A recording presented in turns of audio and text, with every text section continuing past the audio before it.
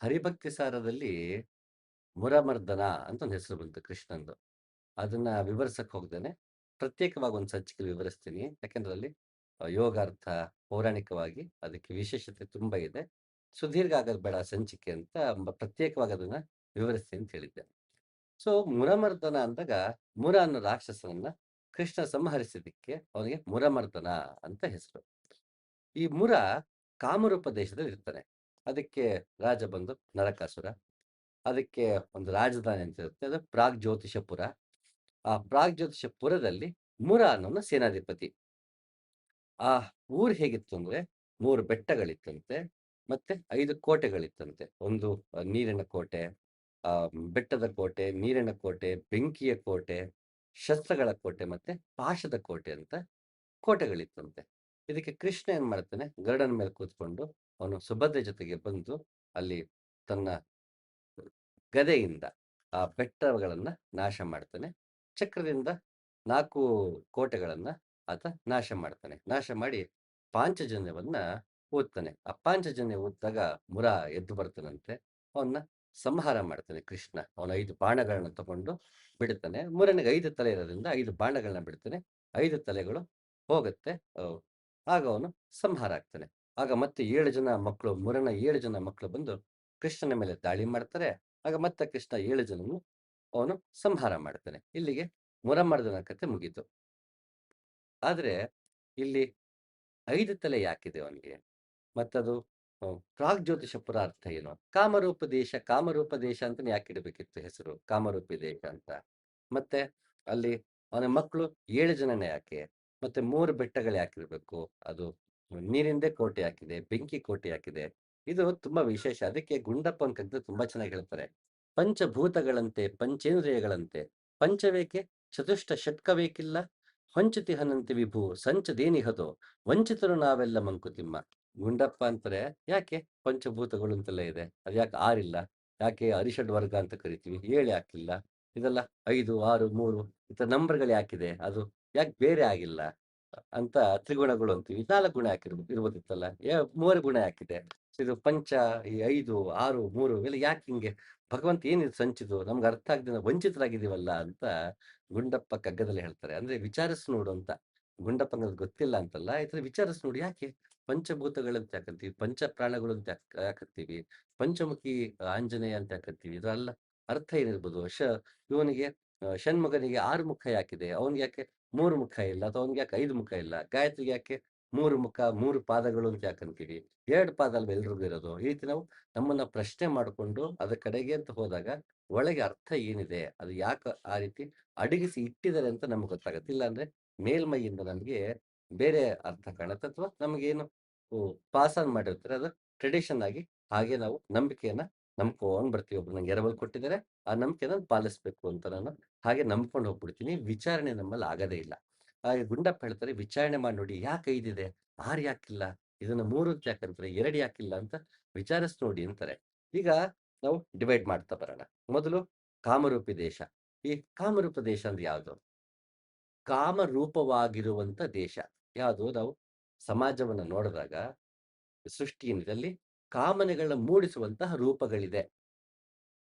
ಪ್ರಪಂಚದಲ್ಲಿ ಒಂದು ಕಾರ್ ನೋಡ್ತೀವಿ, ಬಟ್ಟೆ ನೋಡ್ತೀವಿ, ಒಂದು ಪ್ರಾಪರ್ಟಿ ತಗೋಬೇಕನ್ಸುತ್ತೆ.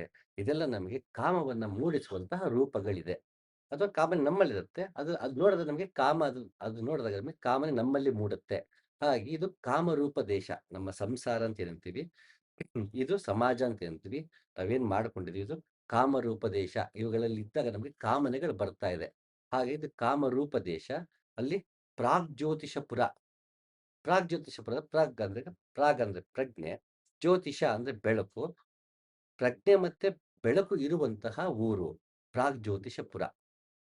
ಮತ್ತೆ ಅವನು ನರಕಾಸುರ. ಈ ನರಕಾಸುರ ಅಂದ್ರೆ ಏನು? ಇದು ತುಂಬಾ ವಿಶೇಷವಾಗಿದೆ.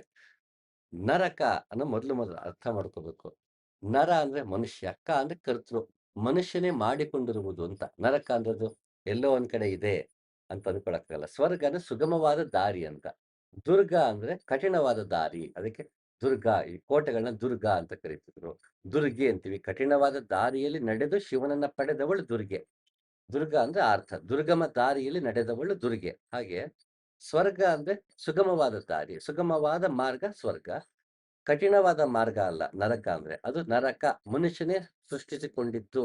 ನಾವೇ ಒಂದಷ್ಟು ಸಮಸ್ಯೆಗಳಿಗೆ ನಾವೇ ಕಾರಣ ಆಗಿರ್ತೀವಿ. ನಮ್ಮ ಅಜ್ಞಾನದಿಂದ, ನಮ್ಮ ಮೋಹಗಳಿಂದ, ಮಮಕಾರದಿಂದ, ನಮ್ಮ ಆತುರತೆಯಿಂದ ಹಲವಾರು ಕಾರಣಕ್ಕೆ ನಾವು ಕಷ್ಟಗಳನ್ನ, ದುಃಖಗಳನ್ನ ಅನುಭವಿಸ್ತಿರ್ತೀವಿ. ಆ ದುಃಖಕ್ಕೆ ಅಂಟ್ಕೊಂಡು ನಮ್ಮ ಜೀವನ ನಾವೇ ನರಕ ಮಾಡ್ಕೊಂಡಿರ್ತೀವಿ. ಹಾಗಾಗಿ ನಮ್ಮ ನರಕ ಅಂತ ಪದ ಬಂದ ತಕ್ಷಣ ಅದು ಎಲ್ಲೋ ಒಂದು ಕಡೆ ಇದೆ. ನರಕ ಅನ್ನೋದು ಸತ್ತೆಲ್ಲೋ ಹೋಗ್ತೀವಿ ಅಂತ ಅನ್ಕೊಳ್ಳೋದಕ್ಕಿಂತ, ನರಕ ಅಂದ್ರೆ ಸಂಸ್ಕೃತದ ನಿಜವಾದ ಅರ್ಥ ಮನುಷ್ಯನೇ ಮಾಡಿಕೊಂಡಿದ್ದು. ನಾನು ಹೇಗೆ ಬದುಕ್ತೀನಿ ಅದ್ರ ಮೇಲೆ ನನ್ನ ಬದುಕು ಸ್ವರ್ಗವಾಗಿದ್ಯೋ, ನರಕವಾಗಿದ್ಯೋ ನಿರ್ಧಾರ ಆಗತ್ತೆ. ಅದಕ್ಕೆ ಅಯ್ಯ ಎಂದರೆ ಸ್ವರ್ಗ, ಎಲವೋ ಎಂದರೆ ನರಕ ಅಂತ ಬಸವಣ್ಣ ಹೇಳ್ತಾರೆ. ಹ್ಮ್. ಮರಣದ ಮುಂದೇನು ಭೂತವೋ, ಪ್ರೇತವೋ, ಪರಲೋಕವೋ, ಪುನರ್ಜನ್ಮವೋದೇನೋ, ತಿರುಗಿ ಬಂದವರಿಲ್ಲ, ವರದಿ ತಂದವರಿಲ್ಲ, ಧರೆಯ ಬಾಳಿಗೆ ಅದರಿ ಮೇಲ್ ಮಂಕುತಿಮ್ಮ ಅಂತ ಗುಂಡಪ್ಪ ಅಂತಾರೆ. ತೀರ್ಕೊಂಡು ಅವ್ನು ದೇಹ ಬಿಟ್ಟು ಹೋದನು. ವಾಪಸ್ ಬಂದಿಲ್ಲ. ಅದೇ ರೂಪದಲ್ಲಿ ವಾಪಸ್ ಬಂದು ನಾನು ಇಂಥ ಕಡೆ ಹೋಗಿದ್ದಪ್ಪ, ಇಲ್ಲಿ ನರಕ ಇದೆ, ಇಲ್ಲಿ ಸ್ವರ್ಗ ಇದೆ ಅಂತ ಯಾರು ಬಂದು ನಮ್ಗೆ ಹೇಳಿಲ್ಲ. ತಿರುಗಿ ಬಂದವರಿಲ್ಲ, ವರದಿ ತಂದವರಿಲ್ಲ. ಧರೆಯ ಬಾಳ್ಗೆ ಅದರ ಮೇಲೆ ಮಂಕುತಿಮ್ಮ. ಅಲ್ಲಿ ಹೋಗಿ ಬಂದವ್ರು ನಮ್ಗೆ ಯಾರು ಸಿಕ್ಕಿಲ್ಲ. ಹಾಗೆ ಈ ಕ್ಷಣದಲ್ಲಿ ಈ ಬದುಕೇನಿದೆ ಇದು ಸತ್ಯ. ಇದು ಕಣ್ಣು ಕಾಣಿಸ್ತಾ ಇದೆ. ಇಲ್ಲಿ ಸಲ್ಲುವನು ಅಲ್ಲಿಯೂ ಸಲ್ಲುವನಯ್ಯ, ಇಲ್ಲಿ ಸಲ್ಲದವನು ಅಲ್ಲಿಯೂ ಸಲ್ಲನಯ್ಯ ಅಂತ ಬಸವಣ್ಣ ಹೇಳಿದಾಗೆ, ನಾವು ಇಲ್ಲಿ ಶ್ರಮಿಸು ಇಳೆಯ ಗಾಣದಲ್ಲಿ ಮಂಕುತಿಮ್ಮ. ಈ ಜೀವನವನ್ನ ಹೇಗೆ ಬದುಕ್ತೀವಿ ಅನ್ನೋದ್ರ ಮೇಲೆ ಎಲ್ಲವೂ ನಿಂತಿರೋದ್ರಿಂದ ನನಗೆ ಸ್ವರ್ಗ ಮತ್ತು ನರಕ ಇಲ್ಲಿಯೇ ನಾನು ಬದುಕುವ ರೀತಿಯಲ್ಲೇ. ಹಾಗಾಗಿ ನರಕ ನರನೇ ಮಾಡಿಕೊಂಡಿರುವುದು, ಮನುಷ್ಯನೇ ಮಾಡಿಕೊಂಡಿರುವುದು ನರಕ. ಹಾಗಾಗಿ ಅವ್ನು ನರಕಾಸುರ. ಈ ನರಕಾಸುರ, ಸುರ ಅಂದ್ರೆ ಸುರಪಾನ ಮಾಡಿದವನು. ಆತ್ಮವೇನಿದೆ ಅದು ಸದಾ ಆನಂದಮಯವಾಗಿದೆ. ಅದು ಅಮೃತವನ್ನೇ ಅಮೃತ ಪಾನ ಮಾಡುವಂತಹ ಗುಣಗಳನ್ನು ಹೊಂದಿದೆ. ಹಾಗದು ನರಕಾಸುರ. ಅವನು ಒಳಗಡೆ ಅವನು ಸುರನೇ. ಆದ್ರೆ ಅದನ್ನ ಸವಿದೇನೆ, ಅಮೃತವನ್ನ ಸವಿಯದೆ ಅಸುರ ಆಗಿದ್ದಾನೆ. ಅಸುರ ಆಗಿರುವುದರಿಂದ ತನಗೆ ತಾನು ನರಕ ಮಾಡ್ಕೊಂಡಿದ್ದಾನೆ. ಅವನು ದೇಹಕ್ಕೆ ಬಂದಾಗ ಆತ್ಮವು, ದೇಹದಲ್ಲಿದ್ದಾಗ ಜೀವಾತ್ಮ ಅಂತೀವಿ.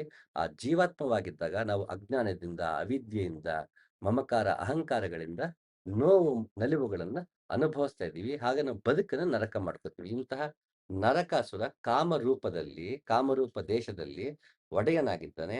ಅವನಿಗೆ ಸೇನಾಧಿಪತಿ ಮುರ. ಮುರ ಅಂದ್ರೆ ಆವರಿಸಿಕೊಂಡಿರುವುದು ಅಂತ.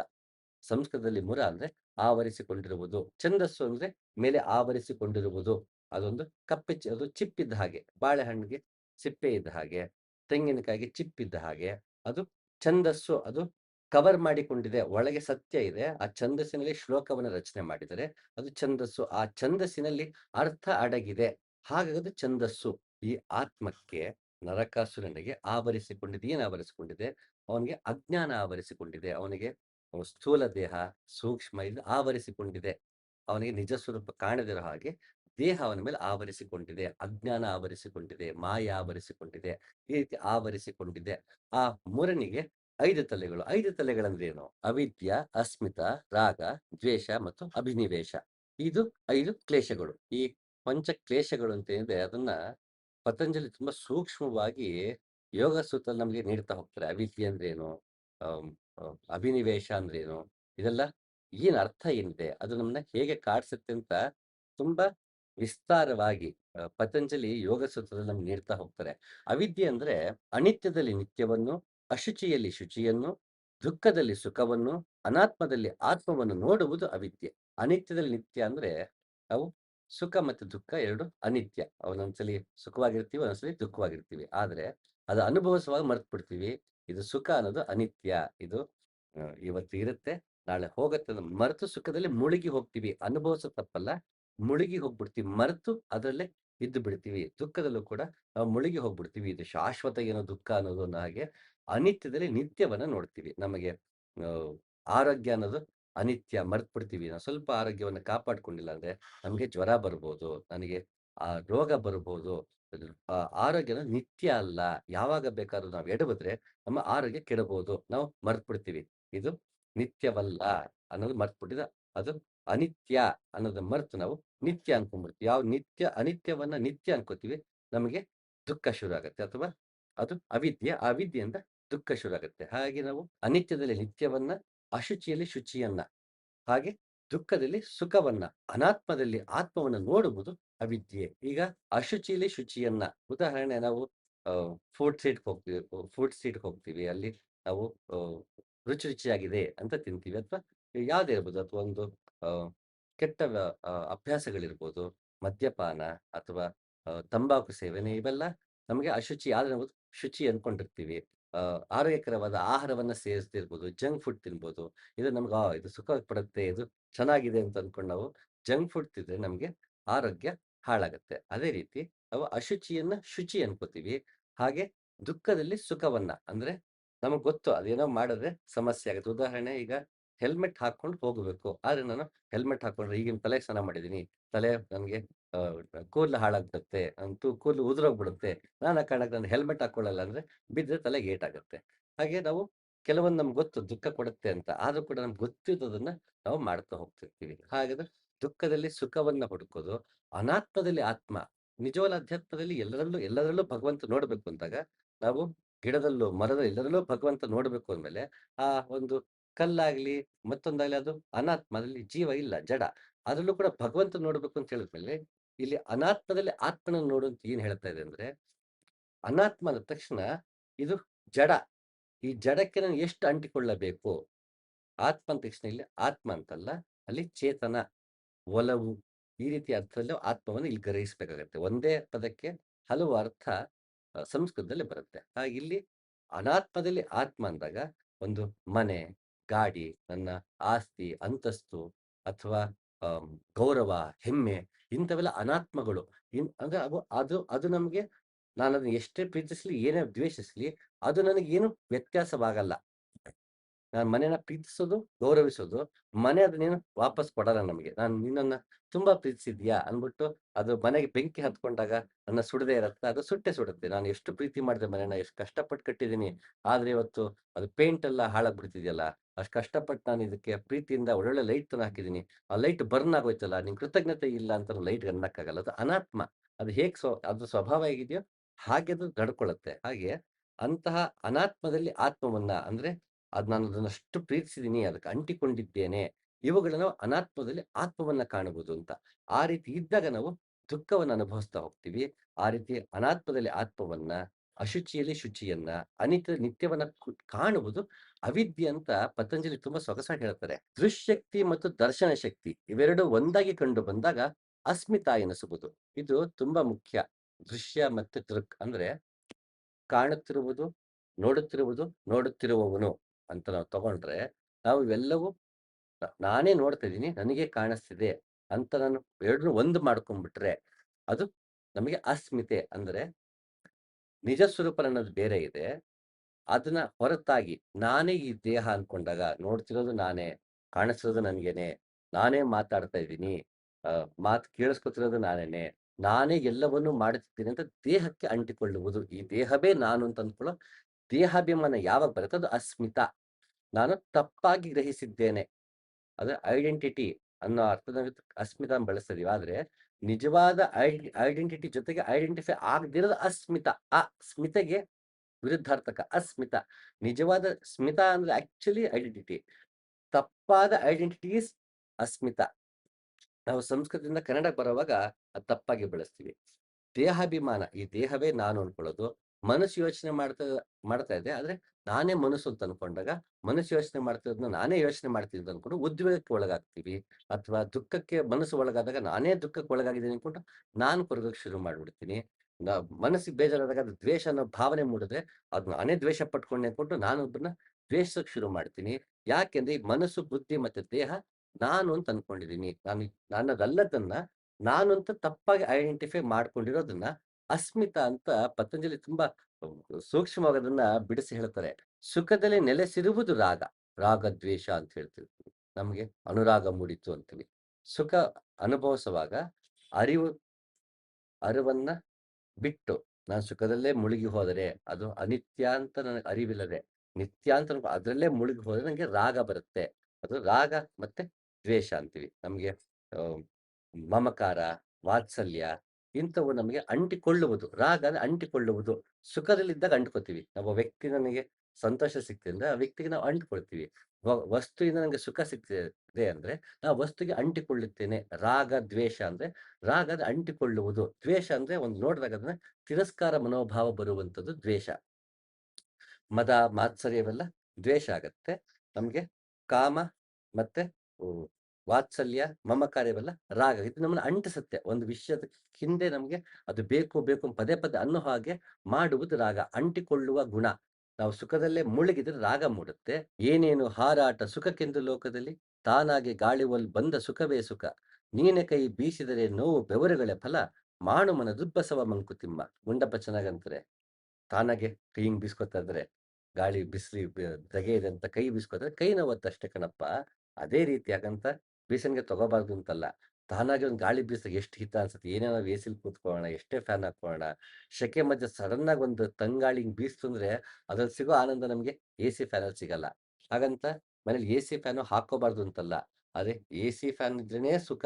ಅದು ಆ ತಂಗಾಳಿನೇ ತಂಗಾಳಿ ಅಂತ ಅನ್ಕೊಳ್ಳೋದು ತಪ್ಪು. ಅಷ್ಟೇ ಹೊರತು ಬೇಸಿಗೆನಲ್ಲಿ ಫ್ಯಾನು, ಎಸಿ ಹಾಕೊಳ್ದೆ ಧಗೆನಲ್ಲಿ ಬೆವತ್ಕೊಂಡಿರ್ಬೇಕು ಅಂತಲ್ಲ. ಜೀವನದಲ್ಲಿ ಸುಖ ಅನ್ನೋದು ಎಸಿ ಮತ್ತೆ ಫ್ಯಾನ್ ಇದ್ದಂಗೆ. ದುಃಖ ತಡ್ಕೊಳಕ್ಕಾಗದೆ ಮತ್ತೊಂದಕ್ಕೆ ಹಾಯಾಗಿ ಮಲಗಬೇಕು ಅಂತ ಫ್ಯಾನ್ ಬಳಸ್ತೀವಿ. ಆದ್ರೆ ನಿಜವಾದ ಸುಖ ಇರುವುದು ತಾನಾಗೆ ಬೀಸುವ ತಂಗಾಳಿಯಲ್ಲಿ, ತಾನಾಗೆ ಜೀವನದ ಏನು ನಮ್ಮ ಒಳಿತಿಗಾಗಿ, ಹಿತಕ್ಕಾಗಿ ಬರುತ್ತೋ ಅದೇ ನಿಜವಾದ ಸುಖ. ಅದ್ರ ಕಡೆ ಗಮನ ಕೊಡಪ್ಪ. ನೀನು ಫ್ಯಾನು ಮತ್ತೆ ಇದಕ್ಕೆಲ್ಲ ನಾನಾಗಿ ಏನೋ ಸರಿ ಮಾಡ್ಬಿಡ್ತೀನಿ. ನಾನಾಗಿ ಸುಖವನ್ನ ಪಟ್ಬಿಡ್ತೀನಿ. ಸುಖ ಬಿಟ್ಟಂತೆ ಇರಕ್ಕಾಗಲ್ಲ. ಅದ್ ನಂಗೆ ಬೇಕೇ ಬೇಕು ಅಂತ ಹಿಂದೆ ಹೋಗುವಿಕೆ ಇದೆಯಲ್ಲ, ಇದು ಕೈ ಬೀಸ್ಕೊಂಡಂಗೆ. ಆ ರೀತಿ ಶ್ರಮ ಪಡಕ್ ಹೋಗ್ಬೇಡ. ಬದುಕು ಎಲ್ಲವೂ ತಾನಾಗಿ ಹಿತವಾಗಿ ಬರುತ್ತೆ. ಆ ಹಿತವಾಗಿ ಬಂದಿದ್ದು ಸುಖ ಅಥವಾ ತಾನಾಗೆ ಬಂದ ಸುಖವೇ ಹಿತ ಅಂತ ಗುಂಡಪ್ಪ ಚೆನ್ನಾಗಂತಾರೆ. ಮತ್ತೊಂದ್ ಕಡೆ ಬೇಕು ಬೇಕದು ಬೇಕು, ಬೇಕಿದು ನಗಿನ್ನೊಂದು, ಬೇಕೆನಿತ ಬೊಬ್ಬಿಡುತ್ತ ಲಿಹ ಘಟವನಿದನು, ಏಕೆಂದು ರಚಿಸಿದನೋ ಬೊಮ್ಮನಿ ಬೇಕು ಜಪ, ಸಾಕೆನುಪದೆಂದಿಗಲು ಮಂಕುತಿಮ್ಮ. ನಮ್ಗೆ ಈ ರಾಗ ಇರೋದ್ರಿಂದ ಅದು ಬೇಕು, ಇದು ಬೇಕು ಅನ್ನೋದಿರೋದ್ರಿಂದ, ಆ ರಾಗರನ್ನ ಅವ್ರಿಗೆ ಬೇಕು, ಬೇಕು ಅಂತಾನೇ ಇದೀವಿ. ಸಾಕು ಅನ್ನೋದು ಯಾವಾಗ? ನಾವ್ ಯಾವಾಗ ಸಾಕು ಅಂತೀವಿ ಆಗ ನಮಗೆ ಸಂತೋಷ, ಸಂತುಷ್ಟಿ ಉಂಟಾಗಕ್ ಶುರು ಆಗತ್ತೆ. ಅದು ಇಲ್ಲದೆ ಇರುವುದರಿಂದ, ಅಂಟಿಕೊಂಡಿರುವುದರಿಂದ, ಸುಖಕ್ಕೆ ಅಂಟಿಕೊಂಡಿರುವುದರಿಂದ ರಾಗ ಮೂಡುತ್ತೆ. ಆ ರಾಗ ಮೂಡಿದಾಗ ಮತ್ತೆ ಬೇಕು, ಬೇಕು ಅನ್ನಿಸ್ತಾ ಇರುತ್ತೆ.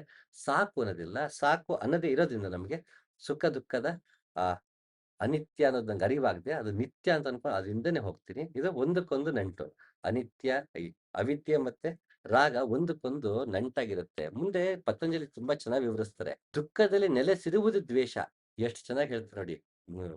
ದ್ವೇಷ ಎಲ್ಲಿದೆ ಅಂದ್ರೆ ದುಃಖದಲ್ಲಿ ನೆಲೆಸಿದೆಯಂತೆ. ನಾನು ಒಂದು ದುಃಖ ಬಂತು ಜೀವನದಲ್ಲಿ, ಅದು ನಾನು ಮತ್ತೆ ಅದನ್ನೇ ನೆನಪಿಸ್ಕೊತಾನೆ ಇದ್ರೆ, ಅವನು ಹಂಗ್ ಮಾಡ್ದ, ಇವನು ಹಿಂಗ್ ಮಾಡ್ದ, ಅವ್ರು ಹಂಗ್ ಮಾಡ್ಬಿಟ್ರು, ನಂಗೆ ಟೈಮ್ ಸರಿಗಿಲ್ಲ, ಮತ್ತೊಂದು ಅನ್ಕೋತಾನೆ ಇದ್ರೆ ನಮ್ಗೆ ಎಲ್ಲರಲ್ಲೂ ದ್ವೇಷ ಬರುತ್ತೆ. ಎಷ್ಟೋ ಸಲ ಹೇಗಾಗತ್ತೆ ಅಂದ್ರೆ, ಹಲವಾರು ಜನ ತುಂಬಾ ದೇವ್ರು ದಿಂಡ್ರು ಪೂಜೆ ಮಾಡ್ತಾ ಇರ್ತಾರೆ, ಎಲ್ಲ ಮಾಡ್ತಿರ್ತಾರೆ. ಅವ್ರು ಅನ್ಕೊಂಡಿದ್ದು ಫಲ ಸಿಕ್ಕಿಲ್ಲ ಅಂದ್ರೆ ನಾನು ಎಷ್ಟು ದೇವ್ರ ಪೂಜೆ ಮಾಡಿ ಏನ್ ಪ್ರಯೋಜನ? ದೇವ್ರ ನನ್ ಕಡೆ ಕಣ್ಣೇ ತೆಗೀತಿಲ್ಲ. ನಾನ್ಯಾಕೆ ಇಷ್ಟೆಲ್ಲ ಪೂಜೆ ಮಾಡ್ಬೇಕು? ನಾ ಪೂಜೆನೇ ಮಾಡಲ್ಲ ಹೋಗಂತ ದೇವ್ರ ಮೇಲೂ ಹಗೆತನ ತೋರ್ಸೋಗೆ ಜನ ಇರ್ತಾರೆ. ಇದ್ಯಾಕೆಂದ್ ದುಃಖದಲ್ಲೇ ನಾವು ನೆಲೆಸುವುದರಿಂದ. ಅದಕ್ಕೆ ಗುಂಡಪ್ಪ ಚೆನ್ನಾಗಿ ಅಂತಾರೆ. ತರಚು ಗಾಯವ ಕೆರೆದು ಹುಣ್ಣನ್ನಾಕಿ ಬದುಕಪಿ, ಕೊರತೆಯೊಂದರ ನೀನು ನೆನೆದು ಕಿರಳಿ, ಧರೆಯೆಲ್ಲವನ್ನು ಶಪಿಸಿ ಮನದಿ ನರಕವ ನಿಲ್ಲಿಸಿ, ನರಳುವುದು ಬದುಕೇನು ಮಂಕುತಿಮ್ಮ ಅಂತ. ಆ ಕೋತಿ ಹೇಗೆ ಅದು ಒಂದ್ ಚಿಕ್ಕ ಗಾಯನ ಕರ್ಕೊಂಡು ದೊಡ್ಡ ಗಾಯ ಮಾಡ್ಕೊಂಡ್ಬಿಡುತ್ತೋ ಹಾಗೆ ನಮ್ಮ ಜೀವನದಲ್ಲಿ ಆಗುವಂತಹ ದುಃಖ, ಹತಾಶೆಗಳಿದೆ. ಪದೇ ಪದೇ ಅದನ್ನೇ ನೆನಪಿಸ್ಕೊತಾನೆ ಇದ್ರೆ ಅದು ಹಂಗಾಗೋಯ್ತು, ಹಿಂಗಾಗ್ಬಾರ್ದಾಗಿತ್ತು, ನಾನವತ್ತು ಬೇಡ ಅನ್ಬೇಕಿತ್ತು, ಅಥವಾ ಅವತ್ತು ನಾನು ಬೇಕು ಅನ್ಬೇಕಿತ್ತು, ನಾನು ಅವತ್ತನ್ನ ಹಾಗೆ ಮಾಡಬಾರ್ದಾಗಿತ್ತು, ಅವ್ರನ್ನ ತಡೆದ್ಬಿಟ್ರು. ಹೀಗೆ ನೂರಾರು ಕಾರಣಗಳಿಗೆ ಒಂದು ಸಮಸ್ಯೆ ಇಟ್ಕೊಂಡು ಪದೇ ಪದೇ ಅದನ್ನೇ ನೆನಪಿಸ್ಕೊತಾ ಇರ್ತೀವಿ. ಆ ಇಷ್ಟಿರೋದು ಕೊನೆಗೆ ಅದು ಇಷ್ಟ ಆಗ್ತಾ ಹೋಗ್ಬಿಡುತ್ತೆ, ದೊಡ್ಡದಾಗ್ಬಿಡುತ್ತೆ. ಆ ಆ ದುಃಖಕ್ಕೆ ಯಾರು ಕಾರಣ ನಾವು ಅನ್ಕೊಂಡಿರ್ತೀವಲ್ಲ, ಅವ್ರ ಮೇಲೆ ನಮ್ಗೆ ಹಗೆತನ ಬರಕ್ ಶುರು ಆಯ್ತು. ಅವರಿಂದ ನಾನು ದುಃಖ ಅನುಭವಿಸ್ತಾ ಇದ್ದೀನಿ, ಅವರಿಂದ ಹಾನಿ ಅನುಭವಿಸ್ತಾ ಇದ್ದೀನಿ ಅಂತ ನನಗೆ ಇನ್ನೊಬ್ಬರ ಮೇಲೆ ದ್ವೇಷ ಬರೋದಕ್ಕೆ ಶುರು ಆಗತ್ತೆ. ಇದು ಯಾವಾಗ ದುಃಖದಲ್ಲೇ ಮುಳುಗಿ ಹೋಗಿದ್ದಾಗ, ದುಃಖಕ್ಕೆ ಅಂಟಿಕೊಂಡಿದ್ದಾಗ, ಸುಖದಲ್ಲೇ ಮುಳುಗಿದ್ದಾಗ ನನಗೆ ರಾಗ ಮೂಡುತ್ತೆ. ದುಃಖದಲ್ಲೇ ಮುಳುಗಿದಾಗ ನನಗೆ ದ್ವೇಷ ಮೂಡುತ್ತೆ. ಅದಕ್ಕೆ ಅಲ್ಲಮ್ಮ ಈ ಸುಖ ಮತ್ತೆ ದುಃಖ ಸಂಬಂಧಪಟ್ಟಂಗೆ ತುಂಬಾ ಚೆನ್ನಾಗಿ ಹೇಳ್ತಾರೆ. ಸುಖವ ಬಲ್ಲಾತ ಸುಖಿಯಲ್ಲ, ದುಃಖವ ಬಲ್ಲಾತ ದುಃಖಿಯಲ್ಲ, ಸುಖ ದುಃಖವೆರಡನು ಬಲ್ಲಾತ ಜ್ಞಾನಿಯಲ್ಲ, ಹುಟ್ಟದ ಮುನ್ನ ಸತ್ತವರ ಕುರಹ ಬಲ್ಲಡೆ ಬಲ್ಲ ಗುಹೇಶ್ವರ. ಅಲ್ಲಮ್ಮ ಎಷ್ಟು ಚೆನ್ನಾಗಿ ಹೇಳ್ತಾರೆ ನೋಡಿ. ನಿನಗೆ ಸುಖ ಬಂತು ತಕ್ಷಣ ಸುಖಿಯಲ್ಲ. ಯಾಕೆಂದ್ರೆ ಸುಖ ಪರ್ಮನೆಂಟ್ ಆಗಿ ಉಳಿಯಲ್ಲ. ದುಃಖ ದುಃಖ ಪಟ್ಟ ತಕ್ಷಣ ದುಃಖಿ ಅನ್ಕೊಳಕ್ಕಾಗಲ್ಲ. ಯಾಕೆ ದುಃಖನೂ ಪರ್ಮನೆಂಟ್ ಅಲ್ಲ. ಮತ್ ನಮ್ಮ ದುಃಖನೇ ದೊಡ್ಡ ದುಃಖ ಅನ್ಕೊಂಡ್ರೆ ನಮ್ಗಿಂತ ಇನ್ನೊಬ್ರು ದೊಡ್ಡ ದುಃಖ ಇರುತ್ತೆ. ಹಾಗೆ ನಾನ್ ದುಃಖ ನೋಡಿದ ತಕ್ಷಣ ನಾನ್ ದುಃಖಿ ಅನ್ನಕ್ಕಾಗಲ್ಲಪ್ಪ. ಅದು ಇಂಪರ್ಮನೆಂಟು. ಮತ್ತೆ ನಮ್ ಜೀವನದಲ್ಲಿ ನಮ್ಮ ದುಃಖ ಹೆಚ್ಚು. ಆನೆ ಭಾರ ಆನೆಗೆ, ಇರುವೆ ಭಾರ ಇರುವೆಗೆ ಅಂದಂಗೆ ನಮ್ ದುಃಖ ನಮಗೆ ಹೆಚ್ಚು. ಹಾಗೆ ಸುಖ ನೋಡಿದವನು ಸುಖಿ ಅಲ್ಲ, ದುಃಖ ನೋಡಿದವನು ದುಃಖಿ ಅಲ್ಲ. ಇವೆರಡೂ ಗೊತ್ತು ಅಂದ ತಕ್ಷಣ ಜ್ಞಾನಿ ಆಗ್ಬಿಡಲ್ಲ. ಸುಖ ದುಃಖದ ಅನುಭವ ಇದೆ. ಬಟ್ ಸುಖ ದುಃಖವನ್ನ ಮೀರುವ ಹಂತ ನಮ್ಗಿನ್ನು ಬಂದಿಲ್ಲದ್ರಿಂದ ಅವನು ಜ್ಞಾನಿ ಆಗಕ್ ಸಾಧ್ಯ ಇಲ್ಲ. ಬರೀ ಸುಖ ಮತ್ತೆ ದುಃಖವನ್ನು ಅನುಭವಿಸಿರುವ ಅನುಭವಿ ಜೀವನದಲ್ಲಿ ಜೀವನಾನುಭವ ತುಂಬಾ ಚೆನ್ನಾಗಿದೆ. ಅವ್ರೆಲ್ಲಾ ತರ ಕಷ್ಟ, ನೋವು, ನಲಿವುಗಳೆಲ್ಲಾನು ಉಟ್ರಪ್ಪ ಅಂತಾಗ ಆತನಿಗೆ ಜೀವನಾನುಭವ ಇರಬಹುದು. ಜ್ಞಾನಿ ಆಗಲ್ಲ. ಯಾಕೆಂದ್ರೆ ಸುಖ ದುಃಖವನ್ನ ಆತ ಮೀರಿದ್ನ. ಅವೆರಡು ಸಮನಾಗಿ ನೋಡಕ್ ಸಾಧ್ಯ ಆಯ್ತಾ? ಯಾವಾಗ ಸಮನಾಗಿ ನೋಡ್ತಾನ ಆಗ ಜ್ಞಾನಿ. ಬರೀ ಜೀವನಾನುಭವ ನಮಗೆ ಜ್ಞಾನಿ ಮಾಡ್ಸಲ್ಲ. ಯಾಕೆಂದ್ರೆ ನಮ್ಗೆ we have not become wise. We have become experienced. We have become matured but we have not become wise. ಯಾಕೆಂದ್ರೆ ಅದನ್ನ ಮೀರುವುದನ್ನ ಕಲಿತಿಲ್ಲ. ಅದಕ್ಕೆ ಸುಖ ದುಃಖವೆರಡನ್ನೂ ಬಲ್ಲಾತ ಜ್ಞಾನಿಯಲ್ಲ. ಹುಟ್ಟದ ಮುನ್ನ ಸತ್ತವರ ಕುರಹ ಬಲ್ಲಡೆ ಬಲ್ಲ ಗುಹೇಶ್ವರ. ಹುಟ್ಟುವ ಮುನ್ನ ಅಂದ್ರೆ ಈ ಬಾರಿ ಹುಟ್ಟಾಯ್ತು. ವಯಸ್ಸಾದ್ಮೇಲೆ ಅಥವಾ ಆಯುಸ್ಸು ಮುಗಿದು ದೇಹ ಬಿಡ್ತೀನಿ. ಮತ್ತೆ ಹುಟ್ತೀನಿ. ಸೊ ಈ ಹುಟ್ಟುವ ಮುನ್ನ ಸತ್ತವರ ಬಲ್ಲಡೆ ಈಗಾಗಲೇ ಯಾರು ಮುಂಚೆ ಅಹಂಕಾರವನ್ನ ಕೊಂದ್ಕೊಂಡು ಆತ್ಮ ಸಾಕ್ಷಾತ್ಕಾರವನ್ನು, ಸತ್ಯ ಸಾಕ್ಷಾತ್ಕಾರ ಮಾಡ್ಕೊಂಡಿದ್ದಾರೋ ಆ ರೀತಿ ಹುಟ್ಟದ ಮುನ್ನ ಸತ್ತವರ ಕುರುಹ ಬಲ್ಲಡೆ. ಹಿಂದೆ ಸತ್ರಲ್ಲ ಜ್ಞಾನಿಗಳು. ಅವರು ಅಹಂಕಾರವನ್ನ ಕೊಂದವರು. ಅವರು ಹೇಗದನ್ನ ಸಾಧಿಸಿದ್ರು? ಜ್ಞಾನಿ ಹೇಗಾದ್ರು? ಸುಖ ದುಃಖವನ್ನ ಹೇಗೆ ಮೀರಿದ್ರು? ನಾನು ಆ ರೀತಿ ಮೀರಬೇಕು ಅಂತ ಅವರ ಮಾರ್ಗದಲ್ಲಿ ನಡೆದರೆ, ಗುರು ಮಾರ್ಗದಲ್ಲಿ, ಯೋಗ ಮಾರ್ಗದಲ್ಲಿ ನಡೆದರೆ, ಅವರ ಕುರುಹನ್ನ ತಿಳ್ಕೊಂಡ್ರೆ ನಿಜವಾಗ್ಲೂ ಆತ ಜ್ಞಾನಿ ಆಗ್ತಾನೆ. ಯಾಕಂದ್ರೆ ಅವನು ಕೂಡ ಹುಟ್ಟದ ಮುನ್ನ ಮತ್ತೆ ಹುಟ್ಟೋಕ್ಕೂ ಮುಂಚೆ ಸಾಯ್ತಾನೆ. ಅವನು ಮತ್ತೆ ಹುಟ್ಟೋದಿಲ್ಲ. ಅವನು ಅಮರ ಪುತ್ರ ಅಂತಾರಲ್ಲ. ಮತ್ತೆ ಹುಟ್ಟು ಬರದೆ ಅವನು ಶಾಶ್ವತ ನೆಲೆಗೆ ತಲುಪಿಬಿಡ್ತಾನೆ. ಹಾಗೆ ಅದನ್ನು ಗೊತ್ತಿದ್ರೆ ಮಾತ್ರ ಜ್ಞಾನಿ. ಇಲ್ಲಾಂದ್ರೆ ಜ್ಞಾನಿ ಅಲ್ಲ ಅಂತ ಅಲ್ಲಮ ಸುಖ ಮತ್ತೆ ದುಃಖ ಸಂಬಂಧಪಟ್ಟಂಗೆ ಚೆನ್ನಾಗಿ ಹೇಳ್ತಾರೆ. ಹಾಗೆ ಕೃಷ್ಣ ಒಂದ್ ಕಡೆ ವಿಷಯ ಸಂಪರ್ಕದಿಂದ ಬರುವ ಸುಖ ದುಃಖವನ್ನು ತರುತ್ತದೆ. ಅಂತಹ ಸುಖಕ್ಕೆ ಆದಿ ಅಂತ್ಯವಿರುತ್ತದೆ. ತಿಳಿದವರು ಸುಖದಲ್ಲಿ ಮುಳುಗುವುದಿಲ್ಲ. ನಾವು ಸುಖವನ್ನ ಅನುಭವಿಸೋದು ಸಮಸ್ಯೆ ಅಲ್ಲ. ದುಃಖವನ್ನ ಅನುಭವಿಸೋ ಸಮಸ್ಯೆ ಅಲ್ಲ. ಅದರಲ್ಲೇ ಮುಳುಗಿರುವುದು. ಸುಖದಲ್ಲೇ ಮುಳುಗಿ ಅಂಟಿಕೊಳ್ಳುವುದು, ದುಃಖದಲ್ಲೇ ಮುಳುಗಿ ದ್ವೇಷ ಪಡುವುದು. ಇದೆರಡೂ ಬೇಡ. ಅದರ ಆಚೆ ನೋಡುವುದನ್ನ ಕಲಿಬೇಕು ಅಂತ ಅ ಕೃಷ್ಣ ಚೆನ್ನಾಗಿ ಹೇಳ್ತಾನೆ. ಮತ್ತೆ ಇದನ್ನ ತಿಳಿತಾ ಒಂದು ಸಮಸ್ಯೆ ಆಗತ್ತೆ ನಮಗೆ. ನಮ್ಗಿದೆಲ್ಲ ತಿಳಿತಿದೆ ಅಂತ. ಅದಕ್ಕೆ ಒಂದು ಕುಹುಕ ಕೊಡ್ತಾರೆ. ಪತಂಜಲಿ ಅ ಎಷ್ಟು ಪತಂಜಲಿ ಯೋಗ ಸೂತ್ರ ಅದು ಯಾವುದೋ ಒಂದು ಸೀರಿಯಸ್ ಗ್ರಂಥ ಅನ್ಕೊಂಡ್ಬಿಡ್ತೀವಿ. ಆದ್ರೆ ಅದ್ರಲ್ಲಿ ಎಷ್ಟು ಚೆನ್ನಾಗಿ ವಿಡಂಬನೆ ಕೂಡ ಇದೆ ಅಂತಂದ್ರೆ ಪತಂಜಲಿ ಸೂತ್ರಗಳಲ್ಲಿ ತುಂಬಾ ಸೊಗಸಾಗಿ ವಿಡಂಬನೆ ಮಾಡ್ತಾರೆ. ಅಧ್ಯಾತ್ಮ ಅನ್ಕೊಂಬರೋ ಜನಗಳನ್ನ, ಸಂಸಾರಿಗಳನ್ನ, ಅಜ್ಞಾನಿಗಳನ್ನ ಅಷ್ಟೇ ಅಲ್ಲ ಜ್ಞಾನಿಗಳನ್ನ, ಪಂಡಿತರನ್ನು ಪತಂಜಲಿ ಬಿಡೋದಿಲ್ಲ. ಯಾಕೆಂದ್ರೆ ಮುಂದಿನ ಸೂತ್ರ ಹಾಗಿದೆ. ಸ್ವಭಾವದಿಂದಲೇ ಹರಿಯುತ್ತಿರುವ ಅಭಿವೇಶನವು ವಿದ್ವಾಂಸನಿಗೆ ಕೂಡ ರೂಢವಾಗಿರುತ್ತದೆ. ಅಭಿವೇಶನ ಅಂದ್ರೆ ಸಾವಿನ ಭಯ. ಸಾವು ಅಂದ್ರೆ ಅಂತ್ಯಗೊಳ್ಳುವುದು. ಉದಾಹರಣೆ ಸುಖ ಅದು ಅಂತ್ಯಗೊಳ್ಳುತ್ತದೆ. ಸುಖದ ಸಾವು. ನನಗೆ ಭಯ ಇದೆ. ನನಗೆ ಯಾವುದೋ ಒಂದು ಸಂಬಂಧದಲ್ಲಿರ್ತೀನಿ. ನನಗೆ ಭಯ ಕೆಲವರಿಗಿರುತ್ತೆ. ನಾನು ಯಾರನ್ನೇ ತುಂಬಾ ಹಚ್ಕೊಂಡ್ರು ದೂರ ಹೋಗ್ಬಿಡ್ತಾರೆ ಅಂತ. ಅದು ಆ ಸಂಬಂಧದ ಸಾವಿನ ಭಯ. ಸಾವು ಅಂದ ತಕ್ಷಣ ಬರೀ ನನ್ನ ಸಾವು ಅಂತಲ್ಲ.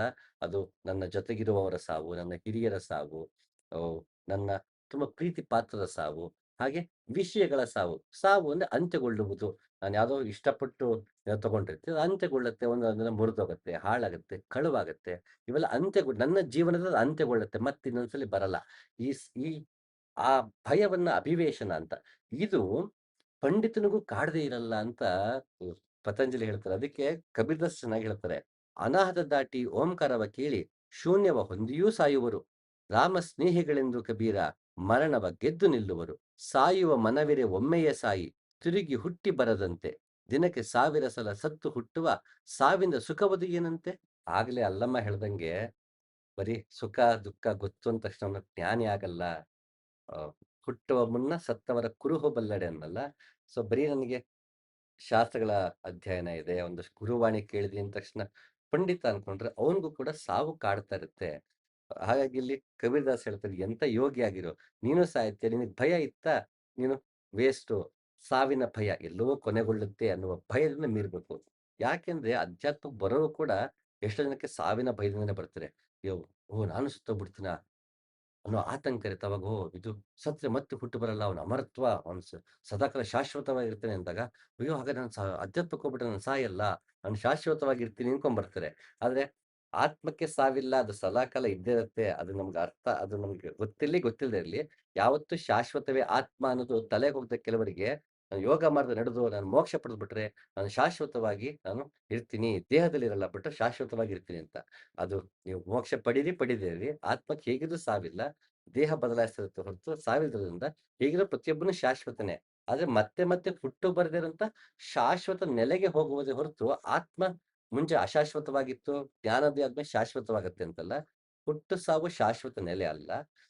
ಅದನ್ನ ಮೀರಿರುವುದು ಶಾಶ್ವತ ನೆಲೆ. ಅಲ್ಲಿಗೆ ಹೋಗೋದಕ್ಕೆ ಅಧ್ಯಾತ್ಮ, ಅಲ್ಲಿಗೆ ಹೋಗೋದಕ್ಕೆ ಯೋಗ ಮಾರ್ಗ.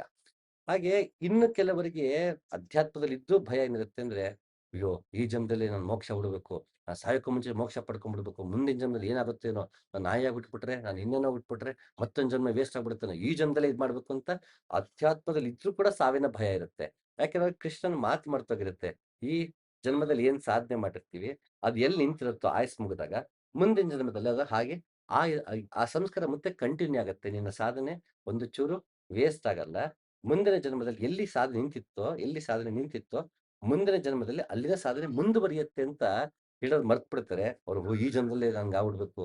ಸಾಯೋಕ್ಕೂ ಮುಂಚೆನೆ ನಾನು ಮೋಕ್ಷ ಕಂಡ್ಕೋಬೇಕು ಅಂತ ಮತ್ತೆ ಸಾವಿನ ಭಯವೇ ಇರುತ್ತೆ. ಅದಕ್ಕೆ ಅಲ್ಲಿ ಹೇಳ್ತಿರೋದು, ಅಭಿವೇಶನ ಅನ್ನೋದು ಪಂಡಿತನನ್ನು ಬಿಟ್ಟಿಲ್ಲ. ಅವನಿಗೂ ಕೂಡ ಸಾವಿನ ಭಯ ಕಾಡ್ತಾ ಇದೆ. ಇದನ್ನ ಯಾರನ್ನೂ ಬಿಟ್ಟಿಲ್ಲ ಅಂತ ನನ್ನ ಹಿಮಾಲಯನ್ ಟ್ರೆಡಿಷನ್ ಅಲ್ಲಿ ಏನು ಗಾಯತ್ರಿನ ಕಲ್ತೆ ಆ ಗುರುಗಳು ಒಂದು ಲಾವೋಸನ 2 ಸಾಲ ಹೇಳ್ತಾರೆ. ತುಂಬಾ ಚೆನ್ನಾಗಿದೆ. ಬದುಕು ಒಂದು ವಿಸ್ಮಯ, ಒಂದು ಆನಂದ. ಆದರೆ ಸಾವು ಕೇವಲ ಸ್ವಾಭಾವಿಕ. ಇದನ್ನ ಅರ್ಥ ನಾನು ಬಿಡಿಸೇಳೋ ಅವಶ್ಯಕತೆ ಇಲ್ಲ ಅನ್ಸುತ್ತೆ. ಬಹುಶಃ ಇದನ್ನ ಪ್ರತಿಯೊಬ್ಬರು ನಾವೇ ಕಾಂಟಂಪ್ಲೇಟ್ ಮಾಡ್ಕೋಬೇಕಿರುವಂತಹ ಸಾಲುಗಳು. ಪಂಚಭೂತಗಳನ್ನ ಕಾಮನೆಗಳಾಗಿ ನೋಡ್ಬೋದು. ಅಲ್ಲಿ ಕಾಮರೂಪ ದೇಶ ಆದ್ರಿಂದ, ಇಲ್ಲಿ ಮುರನಿಗೆ 5 ತಲೆಗಳು ಅಂದಾದ್ರೆ, ಕಾಮಕ್ಕೆ 5 ಗುಣಗಳನ್ನ ಹೇಳ್ತಾರೆ. ಇದು ಆ 5 ಗುಣಗಳು ಹರ್ಷಣ, ಪ್ರಹಸನ, ಮೋಹನ, ಮೂರ್ಛನ, ವಿಕರ್ಷಣ ಅಂತ. ಹರ್ಷಣ ಅಂದ್ರೆ ಹರ್ಷ. ಒಂದು ಲಾಭವನ್ನ ಪಡಿತೀವಿ, ಬೋನಸ್ ಬರ್ಬೋದು, ಪ್ರಾಫಿಟ್ ಜಾಸ್ತಿ ಆಗ್ಬೋದು. ಹೀಗೆ ಆಗ ನಮ್ಗೆ ಹರ್ಷವಾಗತ್ತೆ. ಆಹಾ! ನಮ್ಗೆ ಒಂದ್ಸಲಿ ಬೋನಸ್ ಜಾಸ್ತಿ ಬಂತು. ನನ್ಗೆ ಯಾವ್ದ್ರಲ್ಲೋ ಸ್ಟಾಕಲ್ಲಿ ಇನ್ವೆಸ್ಟ್ ಮಾಡಿದ್ದೆ. ಅದು ಪ್ರೈಸ್ ಜಾಸ್ತಿ ಆಗಿ ನಂಗೆ ಪ್ರಾಫಿಟ್ ಆಯ್ತು. ಹೀಗಿದು ಹರ್ಷವನ್ನ ಕೊಡುತ್ತೆ. ಹಾಗೆ ಪ್ರಹಸನ ನನಗೆ ಸ ಖುಷಿಯನ್ನ ಕೊಡೋಂಥವ್ರು. ಯಾರು ನಮ್ಗೆ ಖುಷಿ ಕೊಡ್ತಾರೋ ಅವ್ರು ನಮ್ಗೆ ಇಷ್ಟ ಆಗ್ತಾರೆ. ನಾವು ಯಾರು ಚೆನ್ನಾಗಿ ಕಾಮಿಡಿ ಮಾಡ್ತಾರೋ, ಆ ಕಾಮಿಡಿ ಆರ್ಟಿಸ್ಟ್ ಫೇಮಸ್ ಆಗ್ತಾರೆ. ಸ್ಟ್ಯಾಂಡ್ ಅಪ್ ಕಾಮಿಡಿ ಮಾಡ್ಬೋದು, ಕಾಮಿಡಿ ಶೋಸ್ ಮಾಡ್ಬೋದು. ಇದು ಪ್ರಹಸ ನಮ್ಗೆ ನಗಿಸುತ್ತೆ. ಯಾರು ನಗಿಸ್ತಾರೋ ಅವ್ರ ಕಡೆ ನಾವು ನಮಗೆ ಆಸೆ ಮೂಡುತ್ತೆ. ಆ ವ್ಯಕ್ತಿದು ಮತ್ತೆ ನಾವು ಕಾಮಿಡಿ ಕೇಳ್ಬೇಕು ಅಂತನೋ, ಯಾರನ್ನ ಚೆನ್ನಾಗಿ ನಗಿಸ್ತಾರೋ ಆ ವ್ಯಕ್ತಿನ ನಾವು ಸಂಪರ್ಕಿಸ್ಬೇಕು ಅಂತನೋ, ಯಾವ್ದು ನಮ್ಗೆ ಉತ್ಸಾಹ, ಉಲ್ಲಾಸವನ್ನ ಕೊಡುತ್ತೋ, ನಮ್ಗ್ ನಗಬೇಕು ಅಂತ ಅನ್ಸುತ್ತೋ, ಅದ್ರ ಕಡೆ ನಾವು ಹೆಚ್ಚು ಒಲವು ಕೊಡುತ್ತೀವಿ. ಹಾಗಾದ್ರೆ ಪ್ರಹಸನ. ಹಾಗೆ ಮೋಹನ ಮೋಹಿತಗೊಳ್ತೀವಿ. ಅದು ವಸ್ತುವಿಂದನೋ ಅಥವಾ ವ್ಯಕ್ತಿಯಿಂದನೋ, ವಿಷಯಗಳ ಬಗ್ಗೆ ಮೋಹಿತರಾಗ್ತೀವಿ. ನಂಗೆ ಆ ವಸ್ತು ಬೇಕು. ಯಾವ್ದೋ ಒಂದ್ ಜಾಗ ನೋಡ್ತೀವಿ, ಒಬ್ರಿಗೆ ತೋರಿಸ್ತಾರೆ, ಅದು ಇನ್‌ಸ್ಟಾಗ್ರಾಮ್ ಅಲ್ಲಿ ನೋಡ್ತೀವಿ, ಇನ್ನೆಲ್ಲೋ ನೋಡ್ತೀವಿ. ಓಹ್! ಅಷ್ಟ್ ಚೆನ್ನಾಗಿದೆ ನಾವ್ ಅಲ್ಲಿಗೆ ಹೋಗ್ಬೇಕು ಮೋಹಿತರಾಗ್ತೀವಿ. ಹಿಮಾಲಯಕ್ಕೆ ಹೋಗ್ಬೇಕು ಅಂತಾರೆ, ಒಬ್ರು ರೆಸಾರ್ಟ್‌ಗೆ ಹೋಗ್ಬೇಕು ಅಂತಾರೆ, ಇನ್ನೊಬ್ರು ಯಾವ್ದೋ ಶಾಪಿಂಗ್ ಮಾಲ್‌ಗೆ ಹೋಗ್ಬೇಕು ಅಂತಾರೆ. ಮೋಹಿತರಾಗ್ತೀವಿ. ಅದು ಮತ್ತೆ ನಾವು ಪಡ್ಕೋಬೇಕು ಅಂತ ಶುರು ಆಗತ್ತೆ. ಆ ಪಡ್ಕೊಳ್ಳೋ ಪ್ರಯತ್ನ ಪಡ್ತೀವಿ. ಇದು ಮೋಹಿತವಾಗ್ತೀವಿ. ಹಾಗೆ ಮೂರ್ಛನ, ಅದು ಯಾವ ಮಟ್ಟಿಗೆ ತಲ್ಲೀನರಾಗ್ಬಿಡ್ತೀವಿ. ಅದಿಲ್ಲ ಅಂದ್ರೆ ನಮ್ಗೆ ಇರೋದಕ್ಕೆ ಆಗಲ್ಲ ಅನ್ನಕ್ಕೆ ಗುಂಡಪ್ಪ ಅಂತಾರಲ್ಲ, ಅನ್ನದಾತುರಕ್ಕಿಂತ ಚಿನ್ನದಾತುರ ತೀಕ್ಷ್ಣ, ಚಿನ್ನದಾತುರಕ್ಕಿಂತ ಗಂಡು ಹೆಣ್ಣಲವು, ಮನ್ನಣೆಯ ದಾಹವು ಎಲ್ಲಕ್ಕಂ ತೀಕ್ಷ್ಣತಮ, ತಿನ್ನುವುದು ಆತ್ಮವನ್ನೇ ಮಂಕುತಿಮ್ಮ ಅಂತ ನಮ್ಮ ತೀಕ್ಷ್ಣತೆ. ಅನ್ನದ ಆತುರಕ್ಕಿಂತ ಚಿನ್ನದ ಆತುರ ಜಾಸ್ತಿ, ಚಿನ್ನದ ಆತುರಕ್ಕಿಂತ ಗಂಡು ಹೆಣ್ಣೊಲವು, ಅದಕ್ಕಿಂತ ಹೆಚ್ಚು ಮನ್ನಣೆಯ ದಾಹ. ಅದು ಇವತ್ತು ಪ್ರಪಂಚದ ಎಲ್ಲ ಕಡೆ ಮನ್ನಣೆಯ ದಾಹನ ನಾವು ರಾಜಕೀಯದಲ್ಲಿ, ಆಡಳಿತದಲ್ಲಿ ಹಲವಾರು ಕಡೆ ನಾವು ಅದನ್ನ ನೋಡ್ತಾನೆ ಇದ್ದೀವಿ. ಆ ರೀತಿ ಮನ್ನಣೆಯ ದಾಹ ನಮಗೆ ಇರುತ್ತೆ. ಇವೆಲ್ಲ ನಮಗೆ ತೀಕ್ಷ್ಣತೆ ಎಳ್ಕೊಂಡು ಹೋಗುತ್ತೆ. ನಾವು ಬೈ ಹುಕ್ ಆರ್ ಕ್ರೂಕ್ ಏನೋ ಮಾಡಬೇಕು ಅಂತ ನಮ್ಮನ್ನ ಎಳ್ಕೊಂಡು ಹೋಗುತ್ತೆ. ಅಂಥದ್ದು ನಮ್ಗೆ ಸಿಕ್ಕಿಲ್ಲ ಮನ್ನಣೆ ಅಂದಾಗ, ಯಾರು ಸಿಕ್ತಾರೋ ನೋಡಿ ಹೊಟ್ಟೆ ಉರಿ ಬರುತ್ತೆ. ನನಗೆ ಕೊರಗು ಶುರು ಆಗುತ್ತೆ. ಹಾಗೆ ಇಂಥವೆಲ್ಲ ನಮ್ಮನ್ನ ತಿನ್ನುವುದು ಆತ್ಮವನ್ನೇ ಮಂಕುತಿಮ್ಮ ಅಂತ ಗುಂಡಪ್ಪ ಅಂತಾರೆ. ಆ ರೀತಿದು ಮೂರ್ಛನ. ಹಾಗೆ ವಿಕರ್ಷಣ, ಒಂದು ಕಡೆ ಹೆಚ್ಚು ಆಕರ್ಷಣೆ. ಅದನ್ನ ಬಯಕೆ ಜಾಸ್ತಿ ಪಡಿಯಬೇಕು ಅನ್ನೋ ಬಯಕೆ ನಮಗೆ ಜಾಸ್ತಿ ಆಗ್ತಾ ಹೋಗುತ್ತೆ. ಹಾಗೆಯೇ ಈ ಕಾಮದ 5 ಗುಣಗಳೇನಿದೆ, ಇವು ಕೂಡ ನಾವು ಮೂರನ 5 ತಲೆ ಅಂತ ಅನ್ಕೋಬಹುದು. ಪತಂಜಲಿ ಹೇಳಿದ ಹಾಗೆ ಪಂಚ ಕ್ಲೇಶಗಳಂತಿದೆ, ಅದು ಕೂಡ ನಾವು 5 ಅ ತಲೆ ಅಂತ, ಮೂರನ ತಲೆ ಅಂತ ಅನ್ಕೋಬಹುದು. ಇಲ್ಲಿ ಪ್ರಾಗ್ಜ್ಯೋತಿಷಪುರ ಅಂತ ಹೇಳಿದಾಗೆ ಈ ದೇಹವನ್ನ ಕಾಶ ಅಂತಾರೆ, ಬೆಳಕು. ಇದು ಬೆಳಕಿರುವಂತಹ ಜಾಗ. ಹಾಗೆ ಪ್ರಾಗ್ಜ್ಯೋತಿಷಪುರ, ಈ ದೇಹದಲ್ಲಿ ಬೆಳಕು. ಹಾಗೆ ಒಳಗಿದನ ಬ್ರಹ್ಮಪುರಿ, ದೇಹವನ್ನ ಬ್ರಹ್ಮಪುರಿ ಅಂದ್ರು. ಯಾಕೆ ಬ್ರಹ್ಮ ಇರುವಂತಹ ಜಾಗ. ಇಲ್ಲಿ ಭಗವಂತನಿದ್ದಾನೆ. ಅವನು ಸೂರ್ಯಕೋಟಿ ಸಮಪ್ರಭ, ಅಷ್ಟು ಪ್ರಕಾಶಮಾನವಾಗಿದ್ದಾನೆ. ಹಾಗೆ ಪ್ರಾಗ್ಜ್ಯೋತಿಷಪುರ. ನಾನು ಕಾಶಿದೊಂದು ವಿಡಿಯೋ ಮಾಡ್ಬೇಕಾದ್ರೆ ಹೇಳ್ತಾ ಇದ್ದೆ. ಕಾಶಿ ಅಂದ್ರೆ, ಕಾಶ ಅಂದ್ರೆ ಬೆಳಕು, ಕಾಶಿ ಅಂದ್ರೆ ಬೆಳಕಿರುವಂತಹ ಊರು, ಬೆಳಕಿನ ಊರು. ಬೆಳಕಿನ ಊರು ಅಂದ್ರೆ ನನ್ನ ದೇಹವೇ ಬೆಳಕಿನ ಊರು. ಅದಕ್ಕೆ ಕೃಷ್ಣ ಭಗವದ್ಗೀತೆಯಲ್ಲಿ ಈ 9 ಬಾಗಿಲಿನ ಆ, ಮನೆ ಏನಿದೆ, ಇದರಲ್ಲಿ ಆತ್ಮನಿದ್ದಾನೆ ಅನ್ನೋ ಹಾಗೆ ಕೃಷ್ಣ ಒಂದು ಶ್ಲೋಕದಲ್ಲಿ ದೇಹ ಅಂತ ಹೇಳ್ಬೇಕಾದ್ರೆ 9 ಬಾಗಿಲಿನ ಪುರ ಅಂತ ಒಂದು ಶ್ಲೋಕದಲ್ಲಿ ಹೇಳ್ತಾನೆ. ಈ ದೇಹವೇ ಒಂದು ಊರು. ಹಾಗೆ ಈ ದೇಹದಲ್ಲಿ ಇರುವುದು ನರಕಾಸುರ. ಆ ನರಕಾಸುರ, ಆ ಜೀವಾತ್ಮ ಏನಿದೆ, ಆ ಜೀವಾತ್ಮದ ಮೇಲೆ ಮುರ ಆವರಿಸಿಕೊಂಡಿದೆ. ಅವನಿಗೆ 5 ತಲೆಗಳಿದೆ. ಹಾಗೆ ಅವನಿಗೆ ಆ ಇರುವಂತಹ ತಾನು ನರಕಾಸುರ ಜೀವಾತ್ಮನ ಮೇಲೆ ಮುರ ಏನಿದ್ದಾನೆ, ಅವನಿಗೆ ಮತ್ತೆ ಆವರಣ ಹೊಂದಿದೆ. ಅಜ್ಞಾನ, ಅವಿದ್ಯೆ ಅಂತ ಹೇಳ್ತೀವಿ. ಅದನ್ನ ಭದ್ರವಾಗಿ ಕಾಪಾಡಿಕೊಳ್ಳಕ್ಕೆ ಏನಾಗಿದೆ, ಅದಕ್ಕೆ ಕೋಟೆಗಳಿದೆ. ಯಾವ ರೀತಿ ಕೋಟೆ ಇದೆ? 3 ಬೆಟ್ಟದ ಕೋಟೆಗಳು. ಈ 3 ಬೆಟ್ಟದ ಕೋಟೆ ಅಂದ್ರೇನು? ರಾಜಸ, ಸಾತ್ವಿಕ ಮತ್ತೆ ತಾಮಸ. ಇವು 3 ಬೆಟ್ಟಗಳು. ಒಮ್ಮೆ ಹಿಂದೆ ಒಂದ್ಸಲಿ ಕೃಷ್ಣನ ಕಥೆಗಳನ್ನ ಹೇಳ್ಬೇಕಾದ್ರೆ, ಗಜೇಂದ್ರ ಮೋಕ್ಷ ಅಂತ ಬಂದಾಗ, ಆ ಗಜೇಂದ್ರ 3 ಬೆಟ್ಟಗಳಿರುವಂತ ಜಾಗದಲ್ಲಿ ತ್ರಿಕೂಟದಲ್ಲಿ ಇರ್ತಾನೆ. ಅದು ಬೆಳ್ಳಿ, ಕಬ್ಬಣ ಮತ್ತೆ ಚಿನ್ನದ ಬೆಟ್ಟವಾಗಿರುತ್ತೆ. ಅದು ತ್ರಿಕೂಟ. ತ್ರಿಕೂಟದಲ್ಲಿ ಗಜೇಂದ್ರ ಇರ್ತಾನೆ ಅಂತ ಹೇಳ್ಬೇಕಾರೆ, ಈ 3 ಗುಣಗಳು ನಮಗೆ ಸಾತ್ವಿಕ, ರಾಜಸ ಮತ್ತೆ ತಾಮಸ ಇವು ಬೆಟ್ಟಗಳಂತ ಪುರಾಣಗಳಲ್ಲಿ ಹೇಳಿರೋದು. ಈ ಬೆಟ್ಟ ಅಂತ ಯಾಕೆ ಹೇಳಿದ್ರು, ಇದು ಹೀಪ್ ಅದು ಅಷ್ಟು ದೊಡ್ಡದು. ಆ ಗುಣಗಳಿಂದ ಮೀರೋದಕ್ಕೆ ಕಷ್ಟ. ಅದಕ್ಕೆ ಪುಟ್ಟ ಗುಣ ಸುಟ್ರು ಹೋಗಲ್ಲ ಅಂತ ಗಾದೆ ನಮ್ ಕಡೆ. ನಮ್ಮ ಗುಣ ಇದೆ ಬೆಟ್ಟದಂತೆ ಅಷ್ಟು ಎತ್ತರವಾಗ್ಬಿಟ್ಟಿದೆ. ಅದು ಜನ್ಮ ಜನ್ಮಾಂತರಗಳ ಗುಣಗಳ ನಮ್ಮ ಮೇಲೆ ಹಾಕೊಂಡು ಹಾಕೊಂಡು ಹಾಕೊಂಡು ತುಂಬಾ ದೊಡ್ಡ ಬೆಟ್ಟವಾಗ್ಬಿಟ್ಟಿದೆ. ಅದು ಅಷ್ಟು ಬೇಗ ಕರಗಿಸೋದಕ್ಕೆ ಕಷ್ಟ. ಈ 3 ಬೆಟ್ಟಗಳು ನಮ್ಮ ನಿಜ ಸ್ವರೂಪವನ್ನು ತಿಳ್ಕೊಳ್ಳೋದಕ್ಕೆ ಅಡ್ಡಿಯಾಗ್ತಿದೆ. ತಾಮಸ, ರಾಜಸ ಮತ್ತೆ ಸಾತ್ವಿಕ. ಈ 3 ಗುಣಗಳು ಯಾಕೆ ಆತ್ಮೋನ್ನತಿಗೆ ಕಷ್ಟ ಆಗತ್ತೆ ಅಂತ ಮತ್ತೊಮ್ಮೆ ನೋಡೋಣ. ತಾಮಸ, ರಾಜಸ, ಸಾತ್ವಿಕ 3 ಬೆಟ್ಟದ ಒಂದು ಕೋಟೆ ಇದೆ. ತದನಂತರ ಒಂದು ನೀರಿನ ಕೋಟೆ ಇದೆ. ನೀರು ಅಂದ್ರೆ ಮೂಲಾಧಾರ ಅಂತ. ನಾವು ಯೋಗ ಮಾಡಿದ್ರೆ 2ನ ನೀರು. ಒಂದು ಮೂಲಾಧಾರವು ನೀರೇ, ಮತ್ತೊಂದು ಸಹಸ್ರಾರವು ನೀರೇ. ಯಾಕಂದ್ರೆ ಜಲಜ್ಯೋತಿ ಅಂತ. ಇಲ್ಲಿ ಅಮೃತ ಇದೆ, ಆನಂದ ಅನ್ನುವ ನೀರಿದೆ. ಅಲ್ಲಿ ನಮಗೆ ಬೆಳಕು ಕಾಣುತ್ತೆ. ಹಾಗೆ ಇದು ಜಲಜ್ಯೋತಿ. ಮತ್ತೊಂದು ನೀರು ಅಂದ್ರೆ ಅದು ಮೂಲಾಧಾರ. ಅದಕ್ಕೆ ಜಲಹರಿ, ಜಗಹರಿ ಅಂತಾರದು. ಮೂಲಾಧಾರವೇ ನಮ್ಗೆ ಮತ್ತೆ ಮತ್ತೆ ಹುಟ್ಟಿ ಬರೋದಕ್ಕೆ, ಕಾಮನೆಗಳಿಗೆ ಕಾರಣವಾದ್ದರಿಂದ ಅದನ್ನು ನೀರಿಗೆ ಹೋಲಿಸ್ತಾರೆ. ಹಾಗೆ ಒಂದು ಬೆಂಕಿಯ ಕೋಟೆ. ಬೆಂಕಿಯ ಕೋಟೆ ಯಾವ್ದದು? ನಮ್ಮಲ್ಲಿ ತಾಪತ್ರಯ ಅಂತೀವಿ. ಆದಿಭೌತಿಕ, ಆಧ್ಯಾತ್ಮಿಕ ಮತ್ತೆ ಆದಿದೈವಿಕ. ಒಂದು ದೈಹಿಕವಾಗಿ ನಮಗೆ ಸಮಸ್ಯೆಗಳು ಬರ್ಬೋದು. ಅನಾರೋಗ್ಯ, ಹುಷಾರ್ ತಪ್ಪೋದು, ನಮ್ಗೆ ಎಲ್ಲೋ ಬಿದ್ದು ಕೈ ಮುರ್ಕೊಳ್ಳೋದು, ಕಾಲು ಮುರ್ಕೊಳ್ಳೋದು ದೈಹಿಕವಾಗಿ ಆಗುವಂಥದ್ದು. ಹಾಗೆ ಮಾನಸಿಕವಾಗಿ ಆಗುವಂತ ಸಮಸ್ಯೆಗಳು, ನಮ್ಗೆ ಖಿನ್ನತೆ ಆಗತ್ತೆ ಅಥವಾ ಸಂಶಯ ಮೂಡುತ್ತೆ, ಕೋಪ ಬರುತ್ತೆ. ಇವೆಲ್ಲ ಮಾನಸಿಕವಾಗಿ ಆಗುವಂತಹ ತಾಪಗಳು, ಸುಡುವಂಥದ್ದು ನಮ್ಮನ್ನ. ಇನ್ನೊಂದು ಆದಿದೈವಿಕ, ಅದು ನಮ್ಮ ಕೈಯಲ್ಲಿಲ್ಲ. ಭೂಕಂಪ ಆಗ್ಬಿಡುತ್ತೆ, ಇಲ್ಲೆಲ್ಲೋ ಪ್ರವಾಹ ಬಂದ್ಬಿಡುತ್ತೆ, ಮಳೆನೇ ಬರೋದು, ಇವೆಲ್ಲ ನಮ್ಮ ಕೈಯಲ್ಲಿ ಇಲ್ದಿರೋಂಥದ್ದು. ಈ ನಾನಾ ಕಾರಣಗಳು ಇಂದ ನಮಗೆ ಭೌತಿಕವಾಗಿ, ದೈವಿಕವಾಗಿ, ಆಧ್ಯಾತ್ಮಿಕವಾಗಿ ತಾಪವನ್ನ ಅನುಭವಿಸ್ತಿರ್ತೀವಿ. ತಾಪನ ಸುಡುವುದು. ನಮ್ಮ ಬದುಕು ಈ 3 ತಾಪಗಳಿಂದ ಸುಡ್ತಾ ಇದೆ. ಹಾಗಾಗಿ ಅಲ್ಲಿ ಅದು ಬೆಂಕಿಯ ಕೋಟೆ ಅಂದ್ರೆ ಅದು ತಾಪತ್ರಯ. ಹಾಗೆ ಮುಂದೆ ಶಸ್ತ್ರಗಳ ಕೋಟೆ. ಈ ಶಸ್ತ್ರಗಳ ಕೋಟೆ ತುಂಬಾ ಚೆನ್ನಾಗಿದೆ. ಶಸ್ತ್ರ ಅಂದ ತಕ್ಷಣ ನಮ್ಮ ಕರ್ಮ ಫಲಗಳು. ನಾವು ಪ್ರತಿಯೊಂದು ಕರ್ಮದಲ್ಲೂ ಒಂದಲ್ಲ ಒಂದು ಫಲಗಳನ್ನ ಅನುಭವಿಸ್ತಾ ಇದ್ದೀವಿ.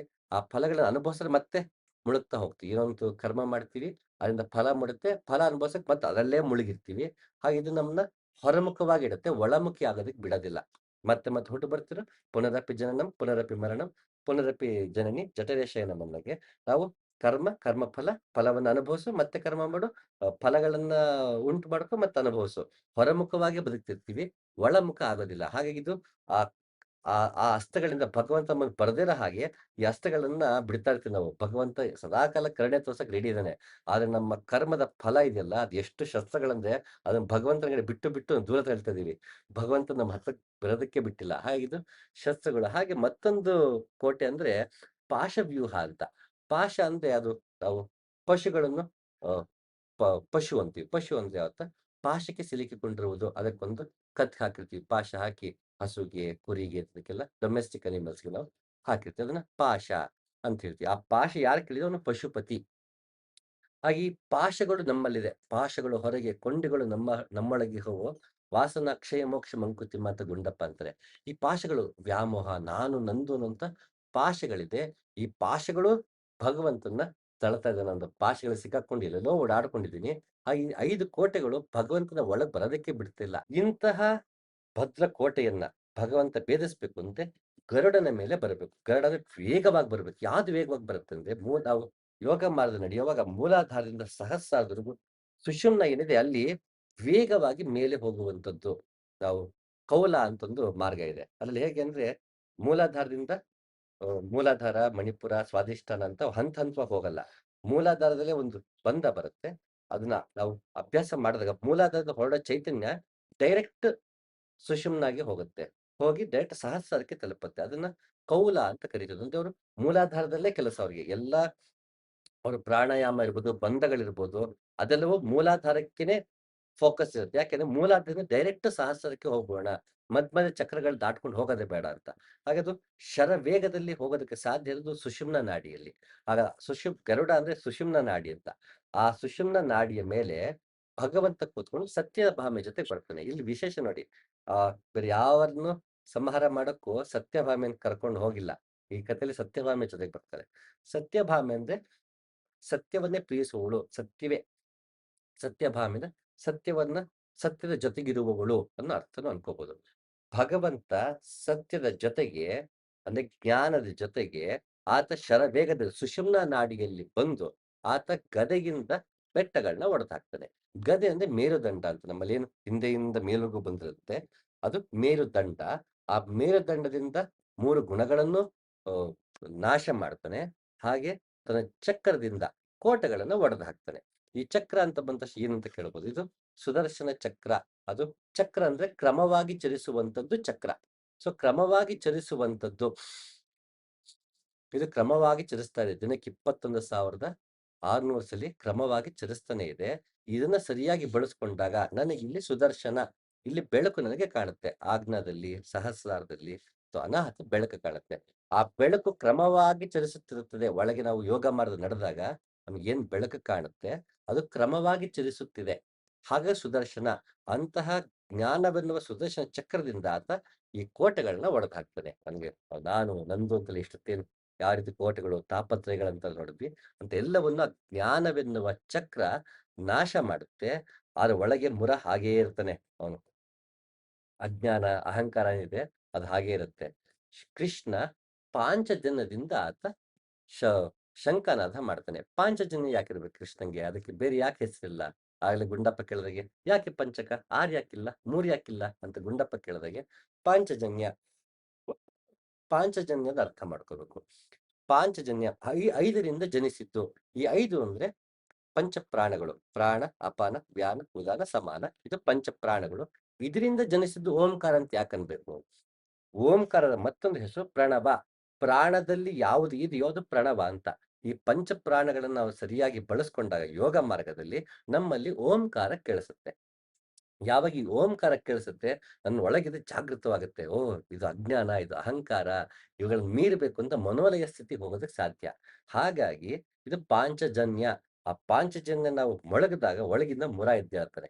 ಆ ಮುರ ಎದ್ದೇಳಿದಾಗ ಆತವನ್ನ ಸಂಹಾರ ಮಾಡ್ತಾನೆ ಕೃಷ್ಣ. ಆಗ ಮತ್ತೆ 7 ಜನ ಮಕ್ಕಳು ಬರ್ತಾರೆ. ಈ 7 ಜನ ಮಕ್ಕಳು ಯಾರು ಅಂದ್ರೆ ಸಪ್ತ ಧಾತುಗಳು ಅಂತ. ನಾವು ಕ್ರಿಯೆ ಇದೆ, ಮತ್ತೆ ರೂಪ ಇದೆ, ಕೇಳಿಸಿಕೊಳ್ಳುವುದಿದೆ. ಕ್ರಿಯೆ, ರೂಪ, ರಸ, ಗಂಧ, ಶಬ್ದ, ಸ್ಪರ್ಶ, ಚೇತನ. ಇಲ್ಲಿ ಕ್ರಿಯೆ ಅಂದ ತಕ್ಷಣ ನಾವು ಮಾಡುವ ಕರ್ಮಗಳು. ಚೇತನ ಅಂದ್ರೆ ಆತ್ಮ ಅಂತಲ್ಲ, ಚಿತ್ ಅಂತ.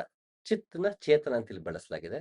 ಎಷ್ಟೋ ಸಲಿ ಒಂದೇ ಪದ ಯೋಗ ಮಾರ್ಗದಲ್ಲಿ ಅಥವಾ ಅಧ್ಯಾತ್ಮದಲ್ಲಿ ಒಂದೇ ಪದಕ್ಕೆ ಬೇರೆ ಬೇರೆ ಕಡೆ ಸಾಂದರ್ಭಿಕವಾಗಿ ಅದರ ಅರ್ಥ ಬದಲಾಗ್ತಾ ಹೋಗುತ್ತೆ. ಹಾಗೆ ಇಲ್ಲಿ ಕ್ರಿಯೆ ಅಂತ ಬಂದಾಗ ನಾವು ಮಾಡುವ ಕರ್ಮಗಳು, ರೂಪ ಅಂತ ಬಂದಾಗ ಕಣ್ಣಿಗೆ ಕಾಣುವ ರೂಪ ಇದೆಯಲ್ಲ, ಅದು ಧಾತು. ಅದರಿಂದ ನಮ್ಗೇನೋ ನೋಡ್ತೀವಿ, ನಮ್ಗೆ ಬೇಕು ಅನ್ಸುತ್ತೆ, ಬೇಡ ಅನ್ಸುತ್ತೆ, ಖುಷಿ ಆಗತ್ತೆ, ದುಃಖ ಆಗತ್ತೆ. ಈ ರೂಪಗಳು ನಮಗೆ ಅದಕ್ಕೆ ನಾವು ಹೇಗೆ ಅಂಟುಕೊಂಡಿದ್ದೀವಿ ಅದ್ರ ಮೇಲೆ ನಮಗೆ ಭಾವನೆ ಮೂಡ್ತಾ ಹೋಗುತ್ತೆ ರೂಪವನ್ನ ಕಂಡಾಗ, ಕಣ್ಣಿಂದ ನೋಡಿದಾಗ. ಹಾಗೆ ನಮ್ಗೆ ರಸ, ನಾವು ಊಟ ಮಾಡ್ತೀವಿ, ಅದು ಉಪ್ಪು, ಹುಳಿ, ಖಾರ, ನಂಗದು ರುಚಿಯಾಗಿದೆ, ರುಚಿಯಾಗಿಲ್ಲ, ಚೆನ್ನಾಗಿದೆ, ಚೆನ್ನಾಗಿಲ್ಲ, ಇವೆಲ್ಲ ಬೇಕು ಬೇಡಗಳು ತಿನ್ನುವಾಗ್ಲೂ ಬರುತ್ತೆ. ಇದು ಊಟದ ಸಮಸ್ಯೆ ಅಲ್ಲ, ನನಗೆ ಅಭಿರುಚಿಯ ಸಮಸ್ಯೆ. ಹಾಗೆ ಗಂಧ, ವಾಸನೆ ತಗೋತೀವಿ, ಸುಗಂಧ ಅಂತೀವಿ, ದುರ್ಗಂಧ ಅಂತೀವಿ. ಇದ್ರಲ್ಲೂ ಭಾವನೆಗಳು ಮೂಡ್ತಾ ಹೋಗುತ್ತೆ, ಅಭಿಪ್ರಾಯಗಳು ಮೂಡ್ತಾ ಹೋಗುತ್ತೆ. ಹಾಗೆ ಶಬ್ದ, ನನಗೆ ಒಬ್ರ ಮಾತು ಕೇಳಕ್ ಇಷ್ಟ ಅನ್ಸಲ್ಲ, ಒಬ್ರ ಮಾತು ಕೇಳಕ್ ಇಷ್ಟ ಅನ್ಸಲ್ಲ. ಕೆಲವೊಂದು ಏನಪ್ಪಾ ಇಷ್ಟು ದೊಡ್ಡ ಗದ್ದಲದ ಮ್ಯೂಸಿಕ್ ಇದೆ ಅನ್ಸುತ್ತೆ, ಕೆಲವೊಂದು ಕೇಳಕ್ ಇಂಪಾಗಿದೆ ಅನ್ಸುತ್ತೆ. ಒಬ್ರು ರಾಕ್ ಮ್ಯೂಸಿಕ್, ಹಾರ್ಡ್ ರಾಕ್ ಕೇಳ್ತಿರ್ತಾರೆ, ಅವ್ರಿಗೆ ಅದಿಷ್ಟ ಅನ್ಸುತ್ತೆ. ಇನ್ನೊಬ್ಬ ರ್ಯಾಪ್ ಕೇಳ್ತಿರ್ತಾರೆ, ಇನ್ನೊಬ್ರು ಶಾಸ್ತ್ರೀಯ ಸಂಗೀತ ಅಂತಾರೆ, ಇನ್ನೊಬ್ರು ಭಾವಗೀತೆ ಅಂತಾರೆ. ಒಬ್ಬೊಬ್ಬರಿಗೆ ಆ ಸಿಂಗರ್ ತುಂಬಾ ಇಷ್ಟ, ಇನ್ನೊಬ್ರಿಗೆ ಈ ಸಿಂಗರ್ ಇಷ್ಟನೇ ಇಲ್ಲ. ಅದು ನಮ್ಗೆ ವೇರಿ ಆಗ್ತಾ ಹೋಗುತ್ತೆ. ಮತ್ತೆ ಕಿತ್ತಾಡ್ತಾ ಹೋಗ್ತೀವಿ.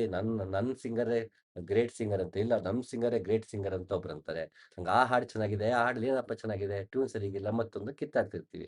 ಇದೆಲ್ಲ ಬೇಕು ಬೇಡಗಳೆಲ್ಲ ಈ ಶಬ್ದ, ರೂಪ, ರಸಗಳಿಂದೆಲ್ಲ ಅಭಿಪ್ರಾಯಗಳು ಮೂಡ್ತಿರುತ್ತೆ. ಆ ಅಭಿಪ್ರಾಯಗಳೇ ಸರಿ ಅಂತ ನಾವು ಅನ್ಕೋತಿರ್ತೀವಿ, ಮತ್ತೆ ಕಿತ್ತಾಡ್ತಿರ್ತೀವಿ.